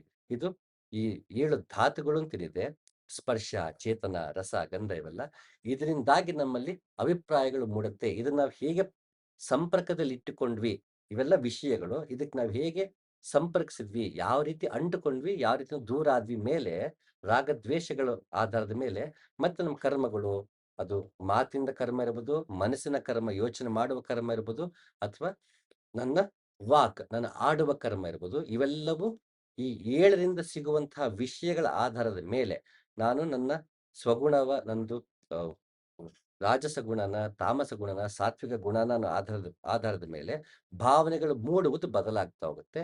ರಾಗ ದ್ವೇಷಗಳು ಮೂಡೋದು ಬದಲಾಗತ್ತೆ. ಅದಾದಾಗ ನನ್ನ ಕರ್ಮಗಳೂ ಬದಲಾಗತ್ತೆ. ಆ ಕರ್ಮಗಳು ಬದಲಾಗ್ತಾ ಆಗ್ತಾ ಅಂದ್ರೆ ಫಲಗಳು ಹೆಚ್ಚಾಗ್ತಾ ಹೋಗುತ್ತೆ. ಫಲಗಳು ಹೆಚ್ಚಾಗ್ತಾ ಹೋಗ್ತಿದ್ದಂಗೆ ಮತ್ತೆ ಅದ್ ಅನುಭವಿಸಕ್ಕೆ ಮತ್ತೆ ಹುಟ್ಟು ಬರ್ತಿರ್ತೀನಿ, ಮತ್ತೆ ಕರ್ಮ ಆಚರಿಸ್ತೀನಿ. ಮತ್ತೆ ಫಲ ಅನುಭವಿಸಿ ಮತ್ತೆ ಕರ್ಮ ಆಚರಿಸ್ತೀನಿ. ಭಗವಂತನ ಕಡೆಗೆ ಹೋಗೋದಕ್ಕೆ ಸಾಧ್ಯ ಇಲ್ಲ. ಹಾಗೆ ಇದಿಷ್ಟನ್ನು ನಮಗೆ ಪಾರು ಮಾಡುವುದಕ್ಕೆ ಭಗವಂತ ತನು ಮೇರು ಮೇರು ದಂಡವನ್ನ ಬಳಸ್ಕೊಂಡು ಸುಷುಮ್ನ ನಾಳದಲ್ಲಿ ಸತ್ಯದ ಜೊತೆಗೆ ಬಂದು ನನ್ನಲ್ಲಿರುವ ಅಜ್ಞಾನ ಮತ್ತು ಅವಿದ್ಯೆಯನ್ನ ನಾಶ ಮಾಡ್ತೀನಿ ಅನ್ನೋದು ಮುರಮರ್ದನನ ಕತೆ. ಈ ರೀತಿ ಒಗಟಿನಲ್ಲಿ ನೋಡೋದಕ್ಕೆ ಮೇಲಿನಿಂದ ಒಗಟು ಕಂಡ್ರು ಒಳಗೆ ಯೋಗಾರ್ಥ ಇರೋಂಥದ್ದು ಹಲವಾರು ಜನ ರಚನೆ ಮಾಡಿದ್ದಾರೆ. ಅದರಲ್ಲಿ ದಾಸರು, ವಚನಕಾರಂತೂ ಹಲವಾರು ಮಾಡಿದ್ದಾರೆ. ಪುರಂದರದಾಸರು ಕೂಡ ಇದೇ ತರ ಉಪಮಾನ ಉಪಮೇಯಗಳನ್ನ ಇಟ್ಕೊಂಡು ಅಥವಾ ಕೋಡೆಡ್ ರೀತಿನಲ್ಲಿ ಕೀರ್ತನೆಗಳ ರಚನೆ ಮಾಡಿದ್ದಾರೆ. ಒಂದೆಂಟು ಬಾಗಿಲ ಪಟ್ಟಣಕ್ಕೆ ತನಗೆಂದು 26 ಮನೆಯಾಳುಗಳ ತಂದು ಕಾವಲು ನಿಲ್ಲಿಸಿ ನೀ ಒಳಗಿಟ್ಟು ಮುಂದೆ ಭವದಲ್ಲಿ ಬವಣಿಪುದು ಅನ್ಯಾಯ. 9 ಬಾಗಿಲ ಇದರಲ್ಲಿ 24 ತತ್ವಗಳು. ಅದು ನಾವು ಸಾಂಖ್ಯ ಯೋಗದಲ್ಲಿ ಮತ್ತೊಮ್ಮೆ ನೋಡೋಣ. ಇದು ಮತ್ತೆ ವಿವರಿಸ್ಕೊಂಡು ಹೋಗಲ್ಲ. ಸೊ ಇದು ಕೂಡ 9 ಬಾಗಿಲದನ್ನ ತಂದಿಟ್ಬಿಟ್ಟು ನನಗೆ ಇಷ್ಟೆಲ್ಲ 24 ತತ್ವಗಳನ್ನ ಹೇರಿ ನನಗೆ ಕಷ್ಟ ಕೊಡ್ತಿದ್ದಿಲ್ಲ, ಇದು ಅನ್ಯಾಯ ಕಣಪ್ಪ ಅಂತ ಪುರಂದರದಾಸರು ಭಗವಂತನೇ ಛೇಡಿಸ್ತಾರೆ. ಹಾಗೆ 9 ಬಾಗಿಲಳು ಒಂದೇ ದೀವಿಗೆ ಹಚ್ಚಿ ನಂಬಿಕಿಲ್ಲದ ಸಂಸಾರ ಮಾಡಿದನೆ ಸುವಿಯಾ ಬಾಬಿ. ಇದು ಕೂಡ 9 ಬಾಗಿಲು ಅಂತ ಹೇಳಿ ಮತ್ತೆ ದೇಹವನ್ನೇ ದಾಸರು ಹೇಳಿದ್ದಾರೆ. ಹಾಗೆ ಹಲವಾರು ಕೀರ್ತನೆಗಳಿದೆ. ಮತ್ತೊಂದು ನಾವು ನೋಡೋಣ. ಅಲ್ಲಮ ಕೂಡ ಇದೇ ರೀತಿ ದೇಹವನ್ನೇ ಇಟ್ಕೊಂಡು ಯೋಗ ಮಾರ್ಗವನ್ನು ಹೇಳ್ತಾ, ಅದರಲ್ಲಿ ಅಧ್ಯಾತ್ಮವನ್ನು ಹೇಳ್ತಾ ಹಲವು ಬಗೆಯಲ್ಲಿ ಅಲ್ಲಮ ಅದನ್ನ ತುಂಬಾ ಸೊಗಸಾಗಿ ತಗೊಂಡು ಹೋಗಿದ್ದಾನೆ. ಪೃಥ್ವಿ, ಅಪ್ಪು, ತೇಜ, ವಾಯು, ಆಕಾಶ, ಪಂಚಭೌತಿಕ, ಮನೋಬುದ್ಧಿ, ಚಿತ್ತ, ಅಹಂಕಾರ, ಚತುಷ್ಟಯ ಕರಣಗಳು, ಸತ್ವ ರಜತಮದಲ್ಲಿ ಆತ್ಮ ಎತ್ತಲೆಂದರಿಯರು. ಇದನ್ನು ಅರಿದಡೆ ಸಮತೆ ಸದಾಚಾರ ಆಶ್ರಮ ಸ್ಥಾನಕ ಸಹಸ್ರ ದಳಕಮಲದಲ್ಲಿ ಗುಹೇಶ್ವರ ಲಿಂಗವು. ನೀರೊಳಗಣ ಜ್ಯೋತಿ ಮೇರುವ ನುಂಗಿತ್ತು, ದೂರದ ಧಾತು ಸಾರಾಯದೊಳಗಡಗಿತ್ತು. ಪುರದೊಳಗೈವರು ಶಿರವರಿದು ಪರಿಮದೊಳು ಓಕುಳಿಯ ನಾಡಿತ್ತ ಕಂಡೆ. ಸಾರಿದ ಬ್ರಹ್ಮ ವಿಷ್ಣುಗಳ ಓಲಗ ಹರಿಯಿತ್ತು, ಘೋರ ರುದ್ರ ದಳ ಮುರಿಯಿತ್ತು ಗುಹೇಶ್ವರ. ಆಳುದ್ದಿಹದೊಂದು ಬಾವಿ ಆಕಾಶದ ಮೇಲೆ ಹುಟ್ಟಿತ್ತು ನೋಡ. ಆ ಬಾವಿಯ ನೀರೊಂದು ಮೃಗ ಬಂದು ಕುಡಿಯಿತ್ತು. ಕುಡಿಯ ಬಂದ ಮೃಗವು ಆ ನೀರಿನೊಳಗೆ ಮುಳುಗಿದಡೆ ಉರಿಯ ಬಾಣದಲೆಚ್ಚು ತೆಗೆದೆ ನೋಡ. ಒಂದೇ ಬಾಣದಲ್ಲಿ ಸತ್ತ ಮೃಗವು ಮುಂದಣ ಹೆಜ್ಜೆಯ ನಿಕ್ಕಿತ್ತ ಕಂಡೆ. ಅಂಗೈಯೊಳಗೊಂದು ಕಣ್ಣು ಮೂಡಿ ಸಂಗದ ಸುಖವು ದಿಟವಾಯಿತು. ಲಿಂಗ ಪ್ರಾಣವೆಂಬುದರ ನಿರ್ಣಯವನ್ನು ಇಂದು ಕಂಡೆನು ಗುಹೇಶ್ವರ. ಹೀಗೆ ಎಲ್ಲಾ ದಾರ್ಶನಿಕರು, ದಾಸರು, ಶರಣರು, ಬುದ್ಧ, ನಾಥಪಂಥದವರು, ಹೀಗೆ ಹಲವಾರು ಜನ ದೇಹವನ್ನ ಒಗಟೊಗಟಾಗಿ ಈ ರೀತಿ ಯೋಗ ಮಾರ್ಗವನ್ನ ಹೇಳೋದಕ್ಕೆ ಬೆಡಗಿನ ಭಾಷೆಯಲ್ಲಿ ಬಳಸಿದ್ದಾರೆ. ಇದನ್ನೀಗ ಅರ್ಥ ವಿವರಿಸಕ್ ಹೋಗಲ್ಲ. ಮತ್ತೊಂದಿನ ಈ ಕೀರ್ತನೆಗಳದು ವಚನಕಾರರ ಅಮ್, ವಾಣಿಯಲ್ಲಿ ಯಾವ ರೀತಿ ಯೋಗ ಅರ್ಥ ಇರುತ್ತೆ ನೋಡೋಣ. ಸದ್ಯಕ್ಕೆ ಅದು ಮುರಮರ್ದನ ವಿಷಯ ಬಂದಾಗ ಇದನ್ನ ಹೇಳ್ಬೇಕಾಗಿ ಬಂತಷ್ಟೇ. ಮತ್ತೊಂದು ಸಂಚಿಕೆಯಲ್ಲಿ ಇವ್ರದೆಲ್ಲ ಈ ವಚನಗಳದ್ದು ಕೀರ್ತನೆಗಳಲ್ಲಿ ಯೋಗಾರ್ಥವನ್ನ ನೋಡೋಣ.